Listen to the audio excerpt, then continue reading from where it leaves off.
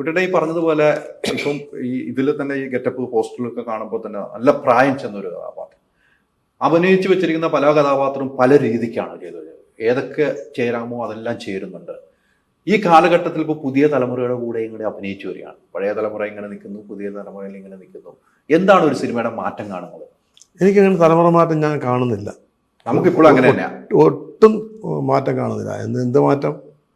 അന്ന് എൻ്റെ കൂടെ അഭിനയിച്ച് ഈ പറഞ്ഞ പോലെ അന്ന് നമ്മുടെ കൂടെ അഭിനയിച്ച ആൾക്കാർ പലരും ഇപ്പം നമ്മളെ വിട്ടുപോയി. ആ ഒരു കുറവ് അല്ലാതെ അതിന് ഒരുപാട് പുതിയ പുതിയ ആൾക്കാർ വരുന്നുണ്ട്. അപ്പം നാളെ ഞാനും പോകും, പുതിയ പുതിയ ആൾക്കാരുണ്ടാവും. അത് എപ്പോഴും സിനിമയുടെ വളർച്ചയെ ഞാൻ കാണുന്നുള്ളൂ. അല്ലാതെ ഇതേ ഒരു മാറ്റം എന്നുള്ള എടുത്തുചാട്ടമൊന്നും മലയാള സിനിമയിൽ ഞാൻ കണ്ടിട്ടില്ല. പിന്നെ അങ്ങനെ ഉണ്ടായിട്ടുണ്ടെങ്കിൽ തന്നെ ഈ പറഞ്ഞ് ഞാനൊക്കെ സിനിമയിൽ വരുന്നതിന് മുമ്പുള്ള കാലമാണെന്ന് എനിക്ക് തോന്നുന്നു. അതായത് 70s അടൂർ സാറും മറ്റേ ജോൺ അബ്രഹാമും അരവിന്ദനും പത്മരാജൻ, ഭരതൻ, KG ജോർജ്, അങ്ങനെ തുടങ്ങിയ ഫിലിം ഇൻസ്റ്റിറ്റ്യൂട്ട് എന്ന് പറഞ്ഞ കുറേ ആൾക്കാരുണ്ട്.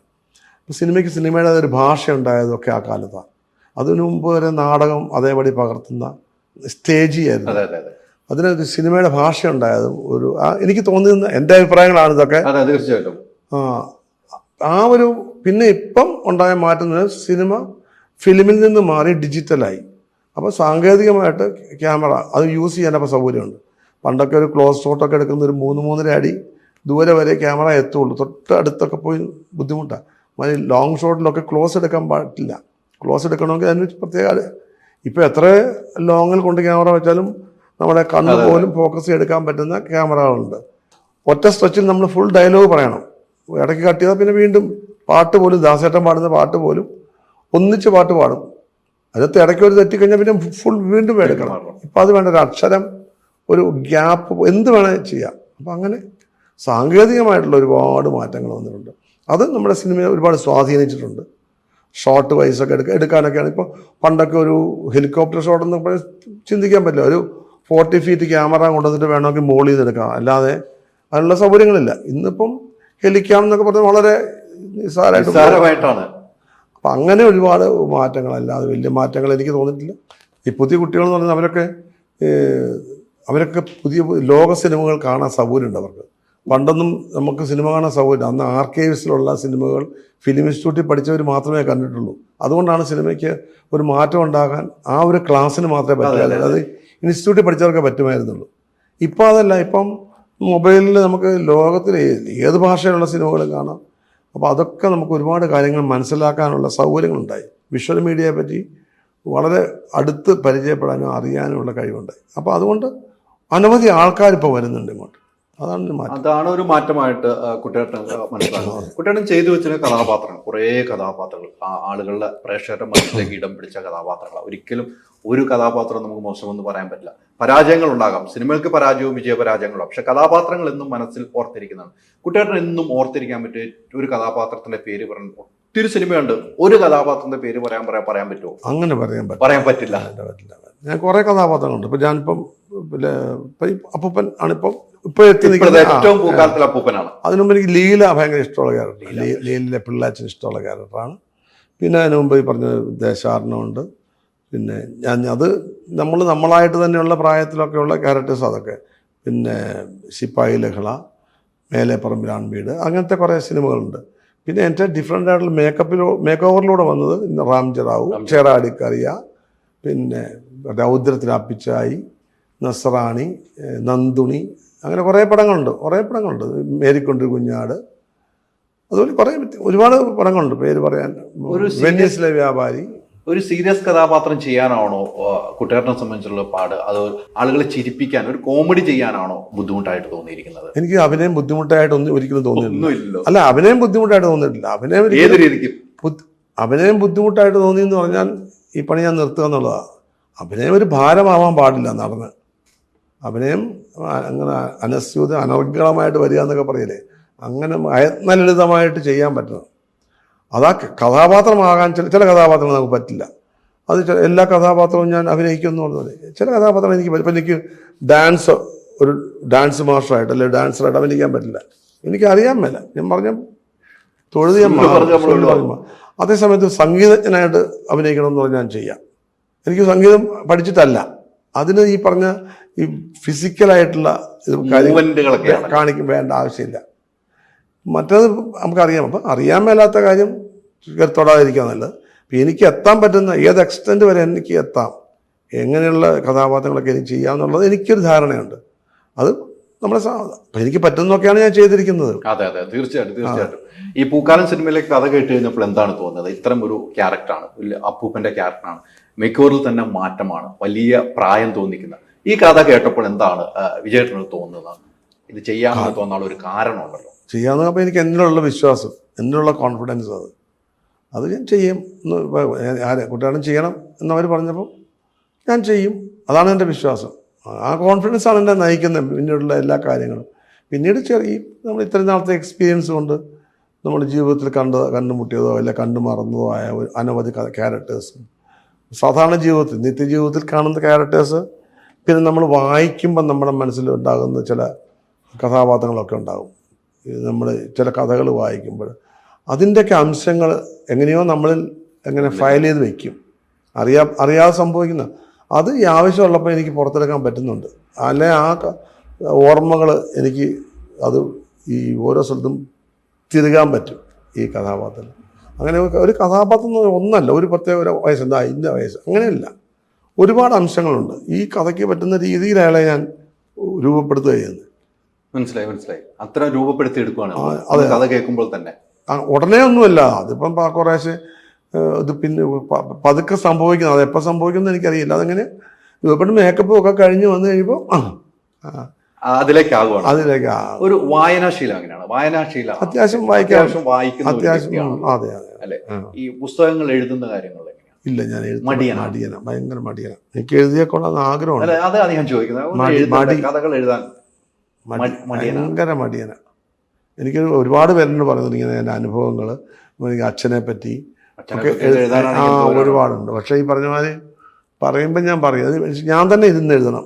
അങ്ങനെ കുത്തിയിരുന്ന് എഴുതാനുള്ളൊരു അതൊരു വലിയ മനസ്സ് വേണം. ഞാൻ പണ്ടൊരിക്കൽ മലയാളം വീക്കിലിയിൽ ജയചന്ദ്രൻ സാറ് എന്നെ വിളിച്ച ദിവസം അറിയപ്പെടുന്ന അച്ഛന്മാരെ പറ്റി അറിയപ്പെടുന്ന മക്കൾ എഴുതാൻ, അപ്പോൾ EMS പറ്റി അങ്ങനെയുള്ള വൈലോപ്പള്ളി അങ്ങനെയുള്ളവരുടെ എഴുതാൻ വേണ്ടി പറഞ്ഞു കഴിഞ്ഞപ്പോൾ ആദ്യം ഞാൻ വിചാരിച്ചു.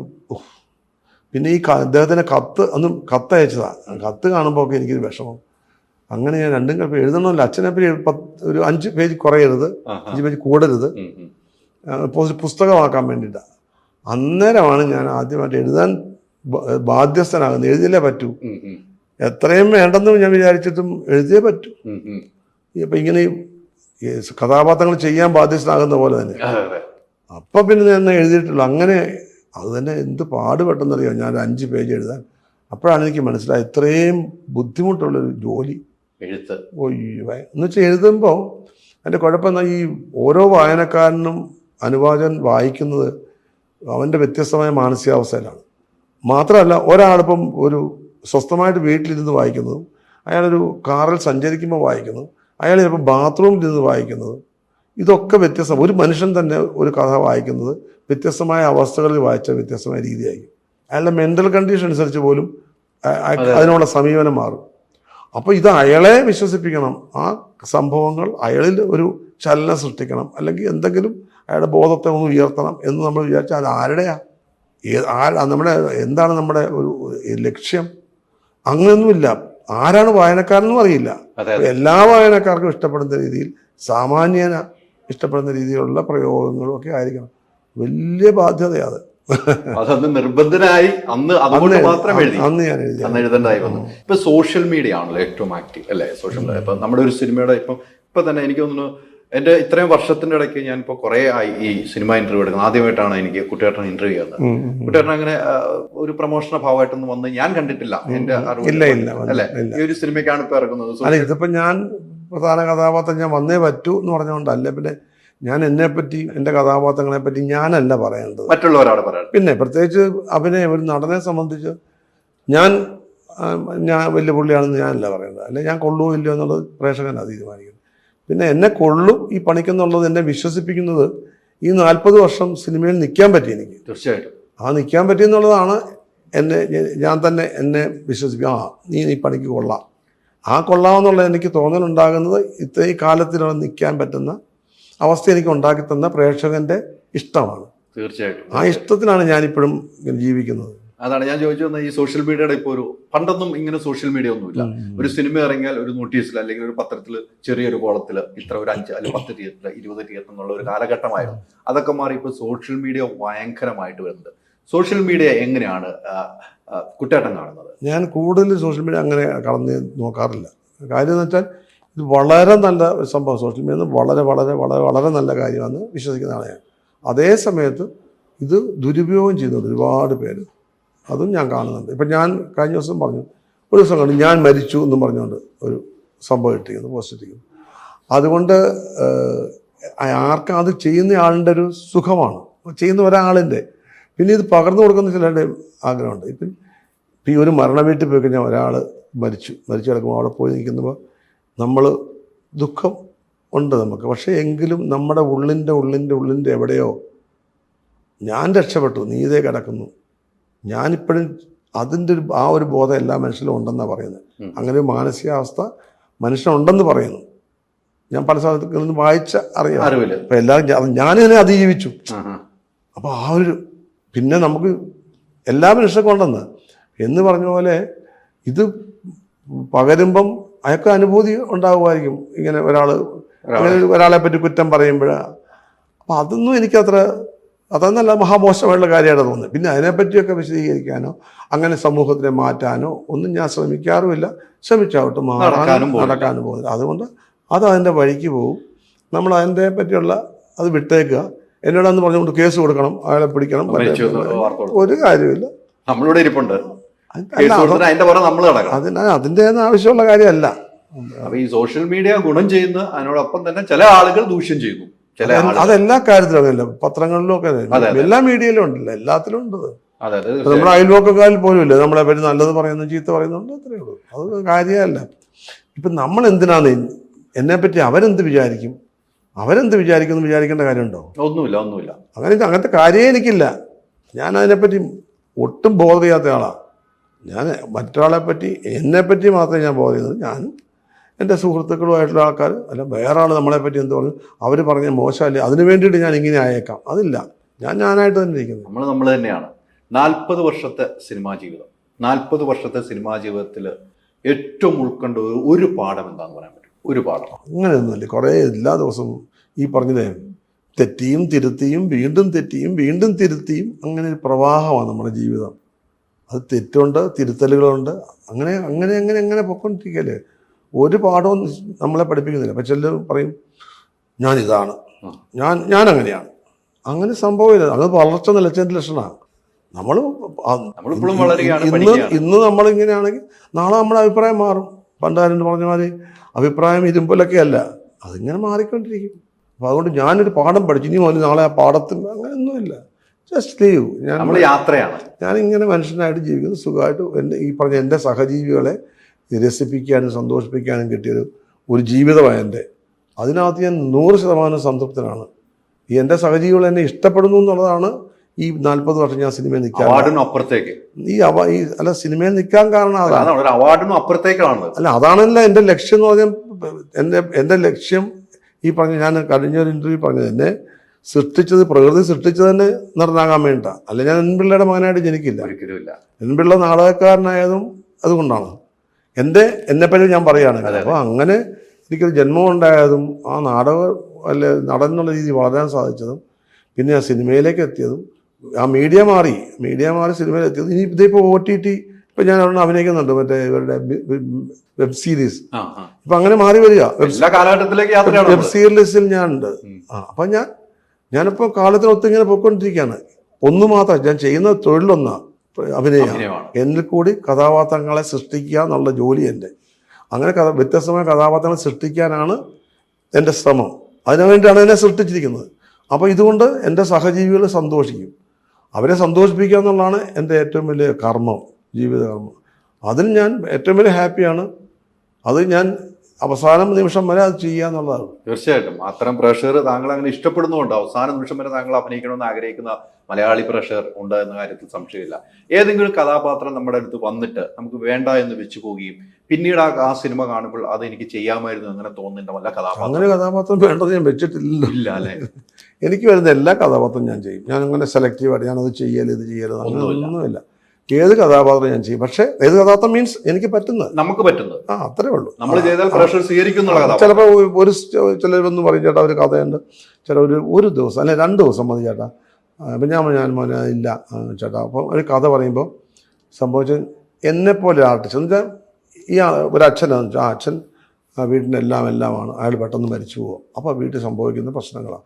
അച്ഛനുണ്ടായിരുന്നെങ്കിൽ പിന്നീടൊക്കെ പറയുമ്പോഴും അച്ഛൻ അന്നങ്ങനെ ചെയ്തുകൊണ്ടാണ്, അല്ലെങ്കിൽ അച്ഛൻ ഇങ്ങനെ ഇയാൾ ഒരു ഫോട്ടോയും കാണും. അങ്ങനെയൊക്കെ ക്യാരക്ടേഴ്സ് ഉണ്ടാവും. അപ്പോൾ 2 ദിവസമുള്ള ക്യാരക്ടർ അല്ലെ കുഞ്ഞു ക്യാരക്ടർ എന്ന് പറഞ്ഞാൽ ഞാൻ വേണ്ടെന്ന് വെക്കില്ല. അപ്പോൾ അവർ തന്നെ പറയും ചേട്ടന് വലിയ ഉപകാരമൊന്നുമില്ല, പക്ഷെ ഞങ്ങളുടെ സിനിമയ്ക്ക് ചേട്ടൻ അഭിനയിക്കണം എന്ന് പറയുമ്പോൾ അത്രമാത്രം എന്നെ വിശ്വാസം, എൻ്റെ ഇഷ്ടം, എൻ്റെ ഒരു സാമീപ്യം ആ സിനിമയ്ക്ക് ആവശ്യമാണെന്ന് പറയുമ്പം ഞാൻ ഒരു പ്രൊഫഷണൽ ആക്ടർ എന്നുള്ള രീതി എൻ്റെ കടമയാണ് ആ നിൽക്കേണ്ടത്. ചിലപ്പോൾ ആ സിനിമ സംവിധാനം ചെയ്ത പുതിയൊരാളോ ചിലപ്പോൾ അങ്ങനെയൊക്കെ ആകാം, പക്ഷെ ഞാൻ അതിനകത്ത് ഞാൻ അഭിനയിക്കാറുണ്ട് അങ്ങനത്തെ. അപ്പം അതുകൊണ്ട് പിന്നെ എനിക്ക് ഇഷ്ടപ്പെട്ട കഥാപാത്രം മാത്രമേ തോന്നിക്കഴിഞ്ഞാൽ ഞാൻ വെറുതെ വീട്ടിൽ ഇരിക്കേണ്ടി വരും. അത് ഇഷ്ടം അങ്ങനെയൊന്നും വരുന്ന സംഭവം. നമുക്ക് ഈ പറഞ്ഞ ജീവിതയാത്രയിൽ അഭിനയ ജീവിതത്തിൽ നമ്മളെ വന്ന് ചാൻസുകളാണ് നല്ല നല്ല കഥാപാത്രങ്ങൾ നിന്ന്. അത് മോശവും വരും നല്ലതും വരും, നമ്മളെല്ലാം ചെയ്യും, അതേ പറ്റുള്ളൂ. അല്ലാതെ സെലക്റ്റീവ് ആണെന്ന് എനിക്ക് പറ്റില്ല. എൻ്റെ കാര്യം മാത്രമല്ല, ഞാൻ ഈ പറയുന്ന അഭിപ്രായങ്ങളൊന്നും വേറെ ആളുടെ അല്ല, എൻ്റെ സ്വന്തം അഭിപ്രായം. സിനിമകൾ കാണാറുണ്ടോ? കുറവാണ് കാണാറുണ്ട്. ഇത്രേ ഉള്ളൂ. നല്ല സിനിമ എന്നൊക്കെ പറയുമ്പോൾ കാണും. ചില പ്രത്യേക ആൾക്കാർ ചേട്ടാ ഒന്ന് കാണണം എന്ന് പറയുമ്പോൾ അങ്ങനെ കാണും. അവസാനമായിട്ട് കണ്ട സിനിമ തിയേറ്ററിൽ പോക്ക് കുറവാ. ഇത് കണ്ടു, പിന്നെ മാളികപ്പുറം പോയി തിയേറ്ററിൽ പോയി കണ്ടു. പിന്നെ ഇപ്പം ഇത് കാണാമല്ലോ, OTT കാണാമെന്നുണ്ട്. തിയേറ്ററിൽ പോകേണ്ടി പറഞ്ഞപ്പോൾ സംഭവം നടക്കാറില്ല, മടി, അങ്ങനത്തെ കാര്യങ്ങളുണ്ട്. പിന്നെ 2 ദിവസം വീട്ടിലിരിക്കാം, വീട്ടിലിരിക്കാമല്ലോ, വീട്ടുകാരായിട്ട് അങ്ങനെയൊക്കെ ഉള്ള കാര്യങ്ങളുണ്ട്. തുടക്കത്തിൽ പറഞ്ഞു വെച്ച പോലെ ഇപ്പോഴും കുട്ടേട്ടൻ സിനിമ കുറെ പേര് നമ്മൾ വിട്ടുപിരിഞ്ഞു. അവസാനമായിട്ട് നമ്മളെ പ്രിയപ്പെട്ട ഇന്നസെന്റ് ഏട്ടൻ, നിങ്ങൾ തമ്മിലുള്ള ഒരു സൗഹൃദം വലിയ സൗഹൃദമാണ്. നിങ്ങൾ തമ്മിലുള്ള സുഹൃത്ത് ബന്ധം വലുതാണ്. ഇന്നസെന്റിനെ കാണാൻ എനിക്ക് തോന്നുന്നു രാത്രി 10 മണിയൊക്കെ കഴിച്ചു തോന്നുന്നു. ഞാൻ ആ വീട്ടിൽ ഇരിക്കുമ്പോഴാണ് കുട്ടേട്ടൻ വരുന്നതും ഒതുങ്ങി എന്ന് കാണുന്ന ഒരു സീൻ എൻ്റെ മനസ്സിന്റെ ആഴത്തിൽ തട്ടിയ ഒരു ഇതാണ്.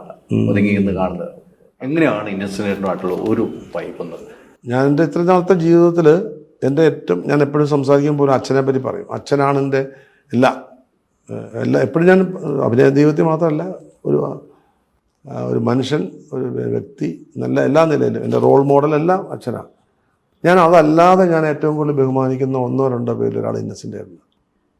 ഞങ്ങൾ തമ്മിൽ വളരെ അടുത്ത ബന്ധം. പക്ഷേ ഞാൻ മാത്രമല്ല, ഇന്നസെൻ്റ് അതുപോലെ ഒരുപാട് ആൾക്കാരുണ്ട്. പക്ഷേ ഞാൻ മനസ്സിൽ ഇടയ്ക്കിടയ്ക്ക് എന്നെ വിളിക്കാറുണ്ട്, ഞങ്ങൾ സംസാരിക്കാറുണ്ട്. എൻ്റെ വീട്ടുകാര്യങ്ങളൊക്കെ ചോദിക്കുന്നുണ്ട്, മക്കളെ കണ്ട് അങ്ങനത്തെ വിശേഷമൊക്കെ അന്വേഷിക്കുന്ന ഒരു സത്യസന്ധനായ മനുഷ്യനാണ്. ഞാൻ എൻ്റെ ജീവിതത്തിൽ കണ്ടിട്ടുള്ള ഏറ്റവും സത്യസന്ധരായ മനുഷ്യരിൽ ഒരാളാണ് ഇന്നസെൻ്റ്. വളരെ എന്ന് വെച്ചാൽ ഒരു കള്ളത്തരം ഇല്ലെന്ന് വെച്ചാൽ പുള്ളി ചെയ്ത ചിലപ്പം ജീവിക്കാൻ വേണ്ടി ചില കള്ളത്തരങ്ങളെന്ന് പറഞ്ഞില്ല, എല്ലാവർക്കും ഉള്ള. പക്ഷെ അതൊക്കെ പുള്ളി പറയുകയും ചെയ്യും. എന്നിട്ട് പണ്ട് അദ്ദേഹം തീപ്പെട്ടി കമ്പനി നടത്തിയ കഥയൊക്കെ പറയും. ഭയങ്കര രസമാണ് പറയുന്നത്. അപ്പോൾ അന്ന് അവിടെ പലരോടും കടം മേടിച്ചിട്ട് കൊടുക്കാൻ നിവർത്തിയില്ല, മുങ്ങി. എന്നിട്ട് അദ്ദേഹത്തിന് പൈസയൊക്കെ ഉണ്ടായപ്പോൾ അവരെ അന്വേഷിച്ച് പോയി പൈസ കൊടുത്തു. അവരെ ഈയിടെ ഞാൻ വേറൊരു കഥ കേട്ടത്, 2 സുഹൃത്തുക്കൾ മലയാള സിനിമയിൽ തന്നെ അദ്ദേഹത്തിന് വളരെ അടുത്ത 2 സുഹൃത്തുക്കൾ, ഒന്ന് പ്രിയനും സത്യേട്ടനുമാണ്. 2 പേരും വളരെ അടുപ്പമാണ്. അപ്പോൾ അവർ 2 പേരും ഒരേ സിനിമയ്ക്ക് ഒരേ സമയത്ത് അഭിനയിക്കാൻ വിളിച്ചു. ഏകദേശം ഒരു അവസരം, ഒരു 10-25 ദിവസത്തിനുള്ളിൽ 2 സിനിമ. ഈ 2 സിനിമയിലും അഭിനയിക്കാൻ പറ്റില്ല, ഏതെങ്കിലും സിനിമയിൽ അഭിനയിക്കാൻ പറ്റുള്ളൂ, അത്ര വലിയ റോളുകളാണ്. അങ്ങനെ വന്നു കഴിഞ്ഞപ്പോൾ ഇന്നസെന്റിനെ എന്ത് ചെയ്തു, 2 പടവും വേണ്ടെന്ന് വെച്ചു. അപ്പം ഇവർ തമ്മിൽ അറിഞ്ഞു. അവൻ പ്രിയൻ പറഞ്ഞു അത് വേണ്ട, കുഴപ്പമില്ല, സത്യേൻ്റെ പടത്തെ അഭിനയിച്ചു. അപ്പോൾ ഇല്ല പ്രിയ, എനിക്ക് വേറെ ജോലി, എനിക്ക് വേറെ ആവശ്യമുണ്ട് എന്ന് പറഞ്ഞിട്ട് അങ്ങനെ അവിടെ നിന്ന് ഒഴിഞ്ഞു. സത്യേട്ടൻ അറിഞ്ഞപ്പോൾ സത്യേട്ടൻ പറഞ്ഞു അതെന്താ നിങ്ങൾ പ്രിയൻ്റെ പടത്തിൽ അഭിനയിക്കൂ. അവർക്കൊന്നും ഒരു പ്രശ്നമേ അല്ല. ഇന്നസെന്റ് അഭിനയിച്ചില്ല, ഒരാൾ പോലും അങ്ങനെ എൻ്റെ അറിവിൽ ചെയ്യുമെന്ന് തോന്നുന്നില്ല, ഒരിക്കലും ചെയ്യില്ല. അപ്പോൾ അതൊക്കെ പുള്ളി അത്രമാത്രം ഈ സുഹൃത്ത് ബന്ധങ്ങൾ തകരാതിരിക്കാൻ വേണ്ടി അത്രമാത്രം കാത്തു സൂക്ഷിക്കുന്ന ഒരാളാണ്. എന്നെ വിളിച്ച് ഈ പറഞ്ഞ പോലെ വീട്ടിലെ കാര്യങ്ങൾ ചോദിക്കും, അച്ഛനെ പറ്റി ചോദിക്കും. പിന്നെ ഇന്നസെൻ്റ് ഏട്ടൻ അറിയപ്പെടുന്ന നടനാകുന്നതിന് മുമ്പ് അത് വീട്ടിലാദ്യം വരുന്നത് എൻ്റെ കൂടെ റാംജി റാവു സ്പീക്കിംഗ് കഴിഞ്ഞിട്ട് ഞങ്ങൾ നല്ല സൗഹൃദമായി.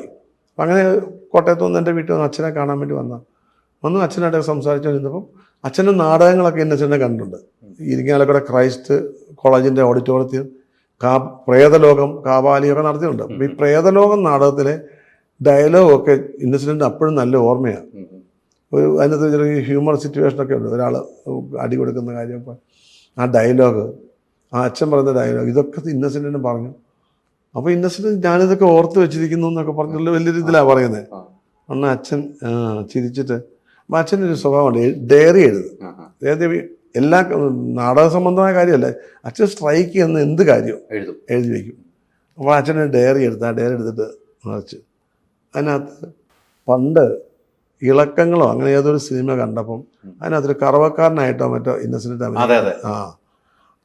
അത് കണ്ടപ്പോൾ അച്ഛൻ പെട്ടെന്ന് അച്ഛൻ തോന്നി, ഇയാൾ മിടുക്കനാണല്ലോ, ഇയാൾ മലയാള സിനിമയിൽ മുതൽക്കൂട്ടായിരിക്കും, ഇയാൾ തീർച്ചയായിട്ടും നാളെ മലയാള സിനിമയുടെ അവിഭാജ്യ ഘടകമാകുമെന്ന് അങ്ങനെ എന്തോ അച്ഛനെ എഴുതി വെച്ചു. അച്ഛന് ആരെ കാണിക്കാൻ വേണ്ടല്ല, ഇന്നസെൻറ്റ് ഇത് പറഞ്ഞപ്പോൾ അച്ഛനെ എടുത്ത് ഡയറി എടുത്ത് കാണിച്ചു. ആ വർഷത്തെ ഡയറി ഇന്നസെൻറ്റിന് ഭയങ്കര അത്ഭുതമായി പോയി. അന്ന് അച്ഛൻ ഇങ്ങനെ എഴുതിയാണ്, ഇന്നസെൻറ്റിനെ പരിചയമൊന്നുമില്ല. അപ്പം അതൊക്കെ ഇന്നസെൻറ്റ് എപ്പോഴും ഒരുപാട് പേരോട് പറയുമായിരുന്നു, ഇങ്ങനെ എന്നെ പറ്റി പിള്ളച്ചാനും പറഞ്ഞിട്ടുണ്ട്, അറിയാമോ നിങ്ങൾക്ക് എന്നൊക്കെ പറഞ്ഞത്. അപ്പം അത് അങ്ങനെ ഒരുപാട് ഭാഗ്യം ചെയ്ത മനുഷ്യനാണ്. പിന്നെ ഈ അസുഖം വന്നിട്ട് അതിനെ അങ്ങനെ അതിജീവിച്ചതും അന്നേരം അങ്ങനെ ഒരു ആറ്റിറ്റ്യൂഡും അത് എത്രയോ പേർക്ക് പ്രചോദനമായി. അങ്ങനെ ആ പുസ്തകം എഴുതിയത് മാത്രമല്ല ഞാൻ പറഞ്ഞത്, അങ്ങനെ പുസ്തകം എഴുതാനുള്ള ഒരു തോട്ടുണ്ടല്ലോ, അതൊക്കെ എത്ര മാത്രം. അതെ അതെ അതെ അതെ നമ്മൾ ഒരിക്കലും പ്രതീക്ഷിക്കാത്തൊരു വേർവാണ് അല്ലേ? അതെ അതെ അതെ. അല്ല പുള്ളി പറഞ്ഞ അസുഖം ഒന്ന് പറയുന്ന ആളായല്ലേ. ഇപ്പം അതെല്ലാം അസുഖം മാറി. പിന്നെ ഈ ന്യൂമോണിയ, കോവിഡ് ന്യൂമോണിയ അതെല്ലാം കൂടെ വന്നിട്ട് എന്തായാലും വലിയൊരു ഓർമ്മ തന്നെയാണ് ഇപ്പം. അതെ അതെ. എന്തായാലും ഇന്നസെന്റ് ഏട്ടൻ ഇല്ലാത്ത ഒരു കാലഘട്ടത്തിലാണ്. ഇന്നസെന്റ് ഏട്ടന് പകരം മറ്റൊരു ഇന്നസെന്റ് ഏട്ടൻ ഉണ്ടാകില്ല. അല്ല അങ്ങനെ എനിക്ക് ഒരു കോടി ജന്മങ്ങളിലൊക്കെ ഒരാളായി ഇന്നസെന്റ്. അത് പറ്റി ആസ് എ പേഴ്സൺ, ഒരു വ്യക്തി എന്നുള്ള നിലയിൽ നടന്നുള്ളതിനൊക്കെ ഗംഭീര നടനാണ്. അതിപ്പോൾ ഞാൻ പറയേണ്ട കാര്യമില്ല, എല്ലാ സിനിമ കാണുന്ന എല്ലാവർക്കും അറിയാം. ഒരു വ്യക്തി എന്നുള്ളതിൽ അങ്ങനെ ഒരു അത്ഭുത മനുഷ്യനാണ്. അങ്ങയുടെ ജീവിതവും അങ്ങനെ ഇപ്പം എനിക്ക് തോന്നുന്നത് സത്യസന്ധതയുണ്ട്, ജീവിതത്തോടുള്ള സത്യസന്ധത. അത് ഞാൻ എൻ്റെ അച്ഛനിൽ കണ്ടിട്ടുണ്ട്. അത് തന്നെയാണ് ഇന്നസെൻ്റ് ആയിരുന്നു. വളരെ ഇവിടെ ഹൃദയത്തോട് ചേർത്ത് വയ്ക്കുന്ന ഒരാളാണ്.